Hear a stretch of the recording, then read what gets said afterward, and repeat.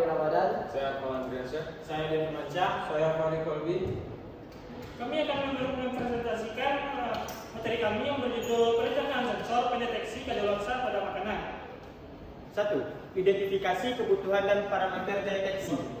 Parameter utama tentukan apa yang akan dideteksi. Luasa makanan sering ditandai oleh gas volatil seperti etilena dari buah-buahan atau amonia dari daging.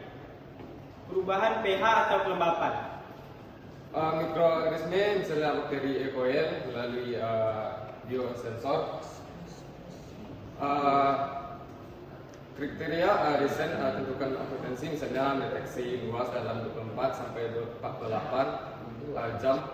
Rentang deteksi misalnya 0 sampai 100%. Dan aplikasi portable untuk rumah atau terintegrasi dengan untuk gudang. Pilih teknologi sensor pilih berdasarkan kebutuhan biaya, operasi, dan kompleksitas. Sensor elektrokimia untuk gas volatil, misalnya sensor MI 135 untuk amonia. Murah dan sederhana tetapi kurang spesifik. Sensor optik atau spektroskopi menggunakan LED dan fotodioda untuk mendeteksi perubahan warna atau fluoresensi, misalnya pH untuk pH. Lebih akurat untuk menganalisis kimia. Biosensor menggunakan enzim atau antibodi untuk mendeteksi mikroorganisme spesifik. Contoh, biosensor berbasis nanopartikel untuk deteksi cepat. Sensor terintegrasi. Gabungkan dengan mikrocontroller seperti Arduino atau Raspberry Pi untuk pemantauan real time via aplikasi.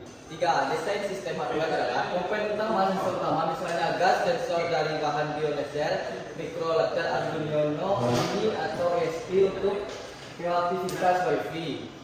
Mikrocontroller Arduino adalah modul daya baterai atau solar panel untuk portabilitas. Antarmuka LCD untuk menampilkan lokal atau modul Bluetooth, Wi-Fi untuk remote monitoring. Prototipe gunakan software seperti Printing untuk kinematik.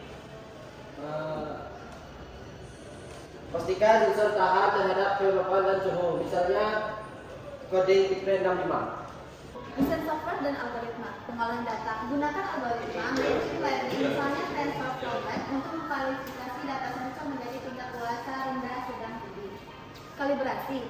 Latih sensor dengan sampel makanan segar vs busuk untuk akurasi 90%. Integrasi. Kembangkan aplikasi mobile, misalnya via Futur untuk notifikasi real time. 5. Pertimbangan tambahan, biaya dan skalabilitas. Mulai dari prototip sederhana 500 hingga sistem komersial 5-10 juta. Keamanan dan regulasi. Pastikan sensor mematuhi standar FDA atau BPOM untuk keamanan pangan. Uji validasi dengan laboratorium. Pengujian lakukan uji lapangan pada berbagai jenis makanan, buah, sayur, daging untuk memvalidasi. Sensor mungkin terpengaruh oleh faktor eksternal seperti suhu. Gunakan ukuran kompensasi algoritma. Rekomendasi langkah selanjutnya mulai dengan prototipe sederhana menggunakan Arduino dan sensor gas komersial.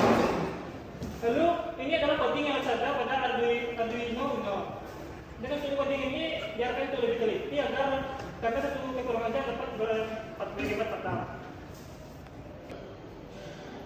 Baik, sekian dari presentasi dari kelompok kami. Apabila ada kesalahan mohon dimaafkan. Kami akhiri dengan musik Wabillahi Taufiq wal Hidayah.